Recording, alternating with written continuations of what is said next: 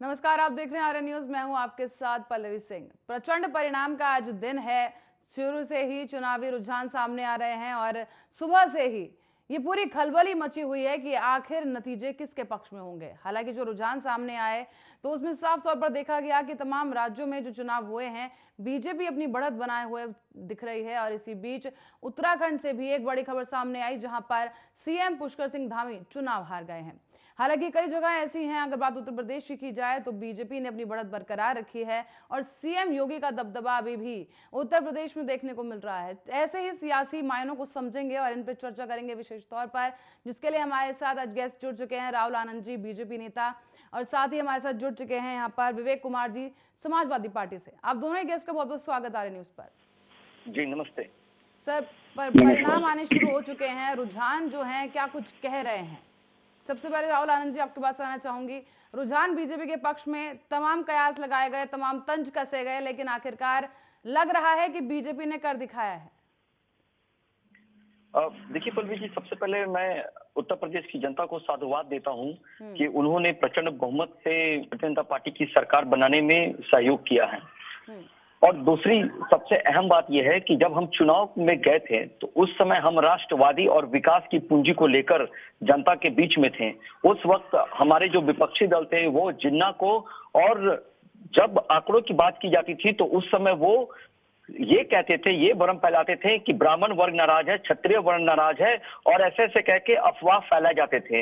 और यही नहीं, जब चुनाव जब चल रहा था तो उस समय एक बहुत जबरदस्त वीडियो वायरल हुआ था जिसमें इस बात की पुष्टि की गई थी कि उन्हीं के एक विधायक के बेटे, पूर्व विधायक के बेटे द्वारा प्रशासनिक अधिकारियों को धमकी दी जा रही थी कि सरकार बनने के बाद कुछ भी हो जाए, पहले 6 महीने में इन लोगों को सुधारूंगा।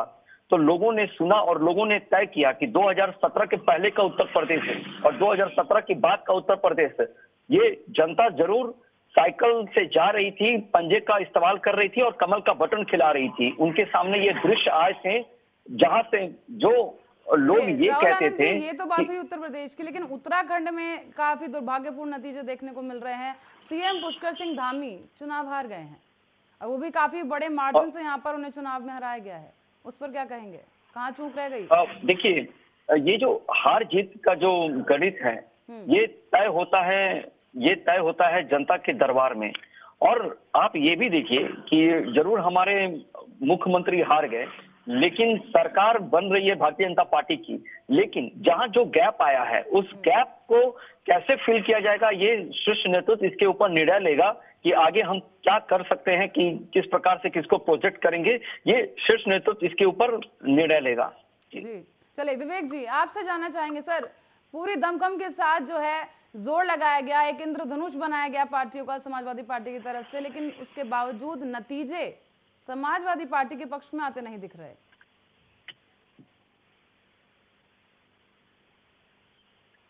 मतदान पर्व को और इतने बड़े लोकतांत्रिक पर्व को उन्होंने सकुशल पूर्व वो किया। और अपने विपक्षी दलों को भी मैं शुभकामनाएं देता हूं कि आज मतगणना चल रही है। अभी कुछ भी कह देना, मुझे लगता है कि ये अति उत्साह वर्धक दिखाई देगा, क्योंकि आपको याद होगा कि बिहार चुनाव, आसाम चुनाव, गोवा के चुनाव, पूर्ववर्ती में ऐसे कई चुनाव है जिसमें 4 बजे 5 बजे तक शाम ढलते ज्वलंत उदाहरण बंगाल चुनाव, जहाँ पे प्रचंड बहुमत की सरकार बनते धराशायी हो गई थी। यहाँ बात हो रही है जी। लेकिन अब तक जो रुझान सामने आ रहे हैं उन्हीं को अगर माना जाए, आधार माना जाए, तो कहीं ना कहीं चूक नजर आ रही है समाजवादी पार्टी की तरफ से। आपको क्या कुछ लगता है सर?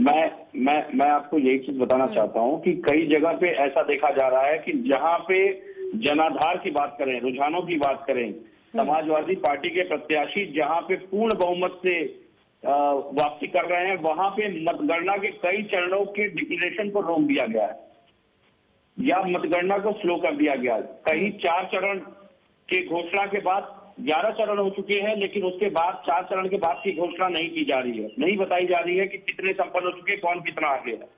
तो कहीं ना कहीं देखिए, हम सवाल उठाएंगे, हम विपक्ष हैं इस समय, लेकिन आप एक चीज समझिए, जिस तरह से लगातार 2 दिन से 48 घंटे से वीडियो वायरल हो रहे हैं, जिस तरीके से बैलेट सड़कों पे मिल रही है, नगर निगम के कूड़े की गाड़ियों में मिल रही है, क्या हमारा देश अब इस स्थिति में आ चुका है कि नगर निगम की गाड़ियों में जिसमें कूड़ा उठाया जाता है उसमें बैलेट और ईवीएम रखी जाए? तो ये सवाल तो देखिए चुनाव आयोग की कार्यप्रणाली पे उठना लाजमी है। मैं भाजपा के अपने मित्र को इसलिए कुछ नहीं कहूंगा क्योंकि वो तो देखिए सत्ता में है, हम विपक्ष हैं, तो हमारा आपसी एक दूसरे के प्रति आज कुछ कहना मुझे लगता है कि उचित नहीं है, क्योंकि जनता ने अपना निर्णय तो दे ही दिया है। हम तो बस उस निर्णय के इंतजार में बैठे हैं कि जनता का निर्णय कब पूर्ण रूप से प्रत्यक्ष रूप से सामने हमारे आ जाएगा। पर विवेक जी, जैसे कि आपने ईवीएम की मशीन की बात करी, कार्रवाई चुनाव आयोग की तरफ से तत्काल प्रभाव से की गई है, चाहे वो सोनभद्र की बात करें, वाराणसी की बात करें आप, या बरेली में जहां पर ईवीएम बैलेट जो है लेकर जाया जा रहा था, बाद में पता चला कि वो ट्रेनिंग के लिए था। कहीं ना कहीं माहौल खराब करने की भी यहाँ पर कोशिश हुई है। ठीक है, अगर माहौल खराब करने की कोशिश हुई थी तो आप मुझे बताइए कार्रवाई करने की क्या जरूरत थी? अगर माहौल खराब कर रहे थे, समाजवादी पार्टी के कार्यकर्ताओं पे आरोप लग रहा है, तो इन अधिकारियों को सस्पेंड क्यों किया गया? बरेली में एसडीएम ने आपने देखा होगा कि किस तरीके से मौके पे ही एफआईआर करने के आदेश दे दिए। अगर ये प्रक्रिया के अनुरूप था तो कार्रवाई की संस्कृति क्यों की गई? क्योंकि कहीं ना कहीं कार्यपालक अधिकारियों को ये पता था कि मैनिपुलेशन करने का प्रयास कुछ विशेष अधिकारियों द्वारा किया जा रहा था, जो समाजवादी कार्यकर्ताओं ने पकड़ लिया। और जब बात सड़क पे जनता के सामने खुल जाती है तो अपनी छवि को बचाने के लिए देखिए ईमानदार अधिकारी आज भी संस्थाओं में है, तभी संस्थाएं खड़ी हैं। हम ये नहीं कह सकते कि हर अधिकारी भ्रष्टाचारी है, लेकिन ये भी सत्य है कि अपवाद है तभी संस्थाएं खड़ी हैं। वरना मैं तो कह रहा हूं, अगर समाजवादी पार्टी के लोग अशांति फैला रहे थे तो कार्रवाई अधिकारियों पे क्यों की गई? बनारस के मामले में आपने देखा होगा कमिश्नर ने किस तरीके से स्वीकार किया कि ईवीएम की जो निर्णायक प्रक्रिया है उसमें गलती हुई है, चूक हुई है। पर यहाँ इस बात से भी इनकार नहीं किया जा सकता कि कार्रवाई तत्काल प्रभाव से हुई है। चलिए आनंद जी से सवाल लेंगे। आनंद जी, क्या बात है कि ईवीएम को लेकर हमेशा ही सवाल उठने लगे हैं, चाहे वो बीजेपी हो, अगर हार रहे होते हैं तो ईवीएम पर सवाल उठा दिए जाते हैं। कहीं ना कहीं ये नहीं लगता कि जनता के मन में इसकी वजह से भ्रम पैदा होगा या भरोसा उठेगा? क्योंकि इस बार की अगर वोटिंग प्रतिशत देखी जाए, आप दोनों से ही मैं बात करना चाहूंगी कि वोटिंग प्रतिशत जो है कम हुई है, चाहे 2017 की बात करें, 2012 वोटिंग प्रतिशत में करीब 2 से 3% की जो है कमती देखी गई है। तो इसका भी बड़ा कारण कहीं ना कहीं आपको क्या लगता है कि जनता के मन में भ्रम की स्थिति है या भरोसा नहीं रहा आप सरकारों पर? देखिए, ये कहना गलत होगा।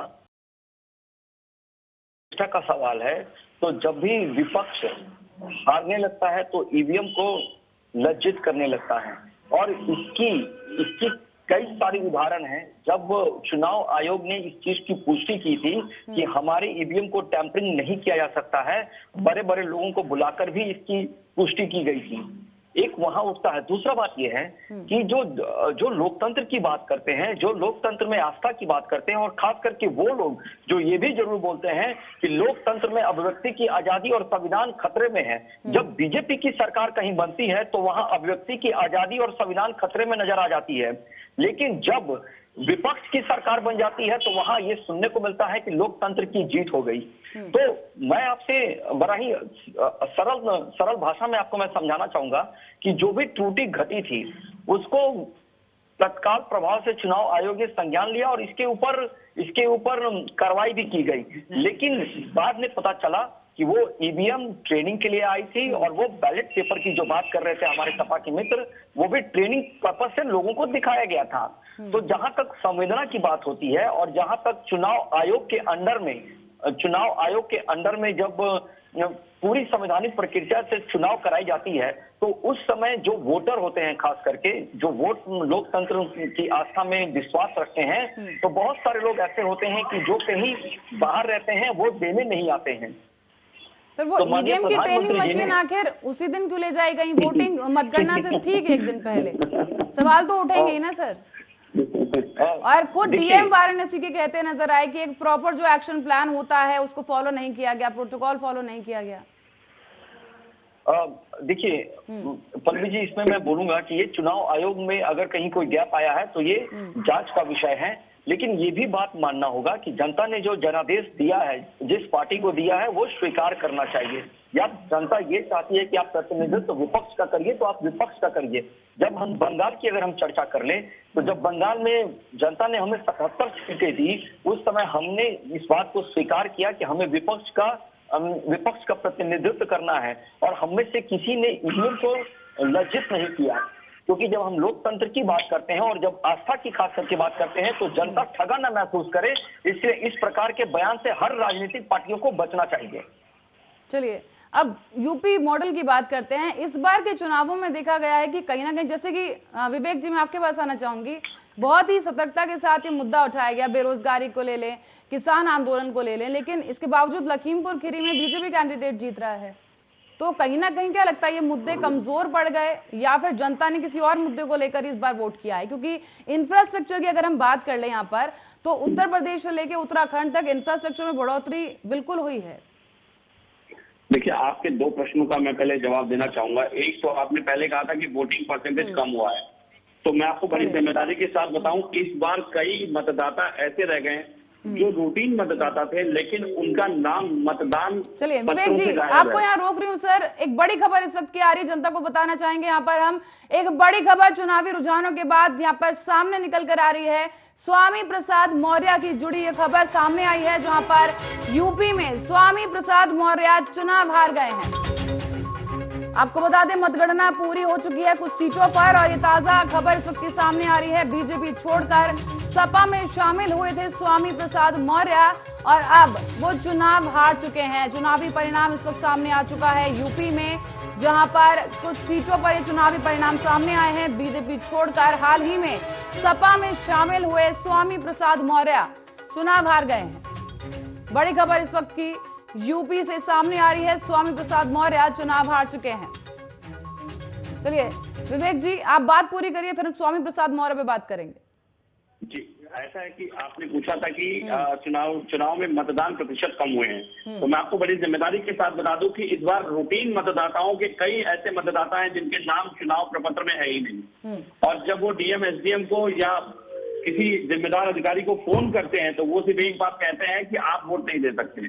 तो मतदान प्रक्रिया कम हुई है 2-3%, ये भी मानता हूं, लेकिन बड़ी इसलिए कहूंगा मैं, क्योंकि आपको पता होना चाहिए कि इस बार पहली बार ऐसा हुआ है इतिहास में उत्तर प्रदेश के चुनाव में कि युवा, बेरोजगार और छात्र भारी संख्या में, सैकड़ों की तादाद में निकल करके अपने अपने गृह क्षेत्र में गए हैं मतदान करने के लिए।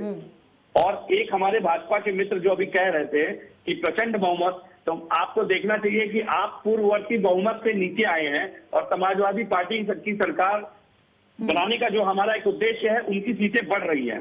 हम पूर्ववर्ती अपने चुनाव से अगर आकलन करें तो हम पहले से बहुत बेहतर स्थिति में हैं, और आपकी सीटें घट रही हैं, तो इसका आकलन भी करना बहुत जरूरी है। इसे प्रचंड बहुमत तो नहीं कर सकते। बहरहाल काउंटिंग चल रही है, काउंटिंग अभी पूरी नहीं हुई है, कई चरणों की काउंटिंग कई जिलों में, कई मतदान केंद्रों पर अभी लंबित है, और मुझे लगता है कि जब तक वो पूरी ना हो जाए तब तक कुछ कहना सही नहीं है। जी, और स्वामी प्रसाद मौर्य से जुड़ी खबर सामने आई है, उस पर विवेक जी क्या कुछ कहना चाहेंगे? ओपी राजभर भी बीजेपी छोड़कर आपके पास आए थे, और वो भी कुछ खास नहीं चल रहे हैं, सीटों में पीछे चल रहे हैं, तो क्या कहेंगे? बड़ा दाव यहाँ पर समाजवादी पार्टी ने खेला था, लेकिन असर नहीं करता। बड़े दाव की बात नहीं है। देखिए, मैं आपको बताऊं, अब ये एक सतत प्रक्रिया है, मैंने आपको पहले ही कहा, अगर वो हारे हैं तो उनके हार की समीक्षा जरूर होगी। ऐसे तो मंत्री सतीश द्विवेदी भी इनके एक बड़ा वोट बैंक स्वामी प्रसाद मौर्य रखते थे विवेक जी, बड़ा वोट बैंक उनके साथ आता है। ओपी राजभर की यहाँ पर अगर बात कर लें, और धर्म सिंह सैनी भी आपकी पार्टी में आए हैं बीजेपी छोड़कर, लेकिन वो भी पीछे चल रहे हैं। देखिए, तत्काल कुछ भी कहना मुझे लगता है इस विषय पे सही नहीं, जब तक हार की समीक्षा ना हो जाए कि कहाँ गलतियां हुई, यहाँ कहाँ पे गैप रह गया है, उसके बिना कुछ भी कह देना एक अपरिपक्व राजनीति का परिचय होगा। तो मुझे लगता है कि अपरिपक्व बयान करने का ये समय नहीं है। पहले सारे चुनाव के नतीजे घोषित हो जाए, उसके बाद इंडिविजुअल कैंडिडेचर या क्षेत्र के अनुसार बात की जा सकती है। चलिए राहुल आनंद जी, आप क्या कुछ कहना चाहेंगे? स्वामी प्रसाद मौर्य पूरे जोर शोर के साथ गए थे, और कई कटाक्ष भी उन्होंने बीजेपी पर कर दिए थे, तो आप क्या कहना चाहेंगे? वो हारते हुए नजर आ रहे हैं यहाँ पर। देखिए पल्लवी जी, ये पहले ही स्पष्ट हो चुका था, और मैं अपने प्रारंभिक संबोधन में इस बात की हमने चर्चा की थी कि ये जो राष्ट्रवादी सोच की जो लड़ाई थी, और खास करके ये जो बार बार इस विषय पे वो प्रकाश डालते थे, जो जातिगत राजनीति करने की जो चेष्टा करते हैं, खास करके स्वामी प्रसाद मौर्य जी की मैं बात कर रहा हूं, वो जब बीजेपी में थे और जिस विभाग को वो संभालते थे, उस विभाग को उन्होंने प्रतिष्ठा का सवाल उठा दिया, क्योंकि वो श्रम संसाधन मंत्री थे। और उन्होंने इस बात को कहा कि बीजेपी मुझे कार्य नहीं करने देती है, लोगों को दबाती है। तो इन्होंने तो सबसे पहले अपने प्रतिष्ठा पे सवाल किया कि आप उस विभाग के मंत्री थे। दूसरी बात यह है कि जनता भी समझदार हो चुकी है। अब जनता को अपने हित के लिए बरगलाया नहीं जा सकता है।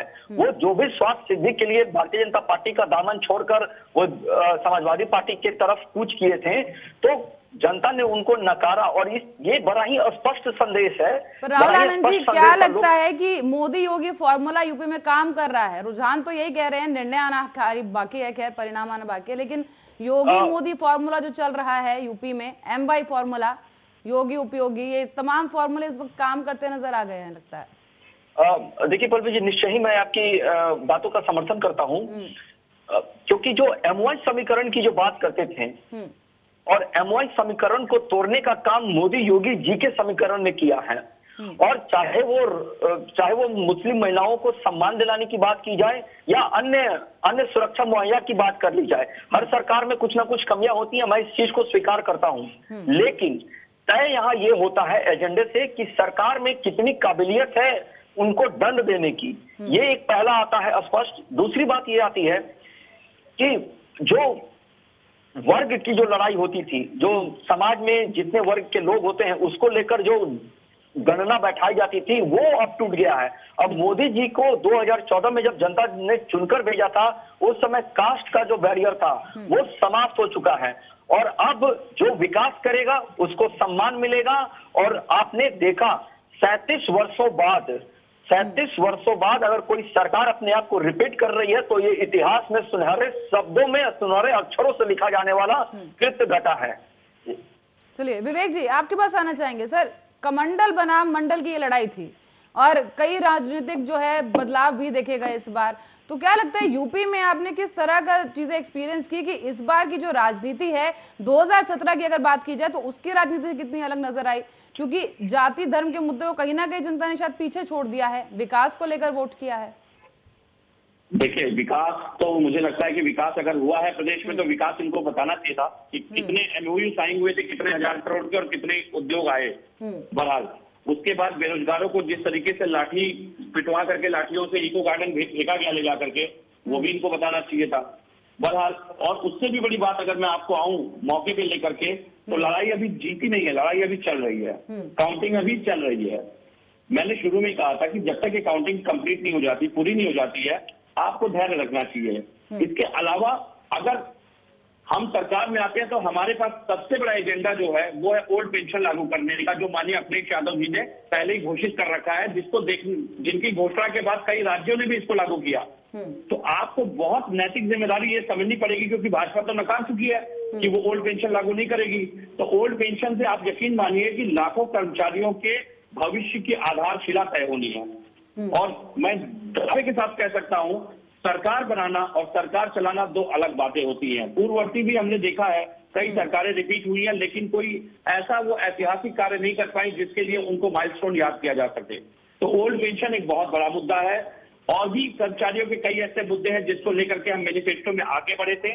और मेरा अभी भी यकीन है कि चुनाव संपन्न होने के बाद ये मतदान की प्रक्रिया जो इस तरह से मतगणना चल रही है, शाम होते होते ये पूरा चेहरा बदल जाएगा। लेकिन विवेक जी, एक विराट हिंदू जो नैरेटिव है वो गढ़ने की कोशिश की गई है, मुस्लिम हवा जो है कहीं ना कहीं परिवर्तन करने की कोशिश की, जिन्ना विवाद जो है समाजवादी पार्टी लेकर आई, क्या लगता है कितना असरदार हो सकता है वो इस चुनाव पर? देखिए, आपको ये समझना पड़ेगा कि आप 21वीं शताब्दी में हैं। ना तो आप जिन्ना के भरोसे चुनाव लड़ सकते हैं और ना आप किसी नैरेटिव के भरोसे। अगर आप विकास और मुद्दों की बात नहीं करेंगे तो मुझे लगता है कि ये चुनाव जो है ये पूरी तरीके से एक लोकतंत्र की व्यवस्था को खत्म कर देगा। और सबसे बड़ी बात आपको समझनी होगी, जो ईवीएम पे सवाल इस बार विपक्ष ने नहीं उठाया, जिस प्रकार से मिसमैनेजमेंट और जो नियमों के अनदेखी करते हुए ईवीएम का जो एक बाकायदा एक SOP बना है, सिस्टमैटिक ऑपरेशन प्रोसीजर बना है, उसको दरकिनार करके जब भी बैलेट बाहर पाएगा इस पे सवाल उठने लाजमी है। और मैं तो पूछ रहा हूं, अगर प्रक्रिया गलत नहीं थी तो कार्रवाई के आदेश क्यों दिए? क्योंकि आदेश देने वाले अधिकारी भी आप ही की सरकार के कर्मचारी है फिलहाल। तो ये बात आपको भी समझनी पड़ेगी कि ईवीएम से समस्या नहीं है, समस्या है इनके मैनिपुलेट करने के तरीकों से। मतलब भारत की ये स्थिति हो गई है। आप ये दर्शाना चाहते हैं भारत की स्थिति ये है कि इलेक्शन कमीशन के पास गाड़ियां नहीं है और वो नगर निगम के कूड़े उठाने वाली गाड़ियों में ईवीएम और बैलेट छुपा के लेके जा रहे हैं। और वहीं अजमतगढ़ के एक अधिकारी की गाड़ी आजमगढ़ में स्कॉर्पियो में ईवीएम मिली और ड्राइवर उसको छोड़ के भाग गया। मेरा कहना है अगर आप सही है तो भागते क्यों है जगह से, आप उसका जवाब दीजिए। एक अधिकारी एक ईवीएम गाड़ी में एसडीएम के पकड़ी गई तो वो बता रहा है कि हम चाय लेने गए थे। अब बताइए, भारत में लोकतांत्रिक व्यवस्था की ये स्थिति है कि आप गाड़ियों में ईवीएम रख करके चाय लेने जाते हैं, तो सवाल तो उठने लाजमी है। मतलब ये बचकानी वक्तव्य देने के बाद अगर आप ये कहें कि विपक्ष सवाल उठा रहा है तो यकीन मानिए विपक्ष का काम है सरकार को जगाए रखना, सरकार को चेताते हुए सही दिशा दिखाना। और विपक्ष अगर नहीं रहेगा तो यकीन मानिए कुमंडुकता सरकार की पूरे राष्ट्र पे हावी हो जाएगी। ये जो विकास की बातें होती है वो इसीलिए होती है क्योंकि विपक्ष जब होता है तो वो सरकार को जगाने का काम करता है। वो पर विवेक जी, जिस विकास की बातें आप अब कर रहे हैं, जब सत्ता में थे उस वक्त विकास क्यों नहीं किया गया? 2017 की अगर स्थिति को देखा जाए तो कानून व्यवस्था बड़ी बदहाल थी उस वक्त, और योगी सरकार के आगे भी एक बहुत बड़ी चुनौती के रूप में कानून व्यवस्था आई है, जिसको बेहतर करने की यहाँ पर कोशिश की गई है। और जैसे कि नारा भी दिया गया बीजेपी की तरफ से, राशन, शासन और सुरक्षा, तो इसको लेकर आप क्या कहेंगे? देखिए, एडीआर और इलेक्शन वॉच की रिपोर्ट समाजवादी पार्टी के कार्यालय में तो बनती नहीं है और ना ही समाजवादी पार्टी का इस पे कोई नैतिक अधिकार है। एडीआर और इलेक्शन वॉच एक ऐसी निष्पक्ष संस्थाएं हैं जो हर राजनीतिक दलों के कार्यकालों का आकलन करती हैं और उनकी रिपोर्ट के अनुसार 114 दागी विधायक पिछली सरकार के सदन का हिस्सा थे जो कार्यप्रणाली संचालित कर रहे थे। इसके अलावा मोदी नेतृत्व का जब विस्तार किया गया मोदी मंत्रिमंडल का, तो उसमें 27% दागी सांसद जो थे वो मोदी सरकार का हिस्सा बने। तो अपराधियों को संरक्षण देना, अपराधियों को बढ़ावा देना, अपराधियों को संरक्षित करना, ये तो भाजपा का इतिहास रहा है। क्योंकि मैं हमेशा कहता हूं अपराधियों का गढ़ है भाजपा, अपराधियों की मानसिकता है भाजपा, अपराधियों का संरक्षण है भाजपा, अपराधियों का चरित्र है भाजपा। और भाजपा एक ऐसा गंगा जल है जिसमें अपराधी जाने के बाद पूरी तरह से स्वच्छ हो जाता है। आज तक की इतिहास में पहली सरकार है जिसने अपने ऊपर लगे मुकदमों को वापस लिया। अगर आप अपराधी नहीं थे तो आपने मुकदमा वापस क्यों लिया? आप ट्रायल का वेट करते, कोर्ट आपको बाइज्जत बरी करता। लेकिन समय की कमी है, आपको यहाँ पर रोक रही हूँ। विवेक कुमार जी, बहुत बहुत धन्यवाद आपका हमारे साथ जुड़ने के लिए। राहुल आनंद जी बीजेपी की तरफ से नेता हमारे साथ जुड़े थे, और विवेक कुमार जी समाजवादी पार्टी की तरफ से हमारे साथ इस अहम चर्चा का हिस्सा बने। और दर्शकों को बता दें कि इस वक्त मतगणना चल रही है और इसी बीच एक बड़ी खबर सामने आ रही है नोएडा से, जहां पंकज सिंह की सबसे बड़ी जीत यहाँ पर दर्ज की गई है। नोएडा से बड़ी खबर आ रही है, 75 साल में विधानसभा चुनाव का रिकॉर्ड टूट गया है। रिकॉर्ड तोड़ जीत यहाँ पर दर्ज की गई है। 1,79,000 से ज्यादा वोट मिले हैं और इसी के साथ ही एक ऐतिहासिक जीत यहाँ पर पंकज ने दर्ज की है। राजनाथ सिंह के बेटे हैं पंकज सिंह, और भारी जीत उन्होंने हासिल की है यहाँ पर नोएडा से पंकज सिंह की सबसे बड़ी जीत इस वक्त की मानी जा रही है। जहां आपको बताते चले, राजनाथ सिंह के बेटे हैं पंकज सिंह और 75 साल में विधानसभा चुनाव का ये रिकॉर्ड तोड़ जीत उन्होंने हासिल की है। रिकॉर्ड तोड़ प्रदर्शन यहाँ पर किया। 1,79,000 से ज्यादा वोट पंकज सिंह के खाते में आ गिरे हैं और ये एक ऐतिहासिक जीत, ऐतिहासिक क्षण। राजनाथ सिंह के बेटे हैं पंकज सिंह, नोएडा से उन्होंने जीत यहाँ पर हासिल की है। बड़ी खबर इस वक्त की नोएडा से। चुनावी रुझान इस वक्त लगातार जारी हैं और मतगणना की जा रही है, लेकिन जो परिणाम इस वक्त सामने आए नोएडा सीट से, वहां पर 75 साल का एक रिकॉर्ड टूट गया है। विधानसभा चुनाव से जुड़ा पंकज सिंह ने एक ऐतिहासिक जीत दर्ज की।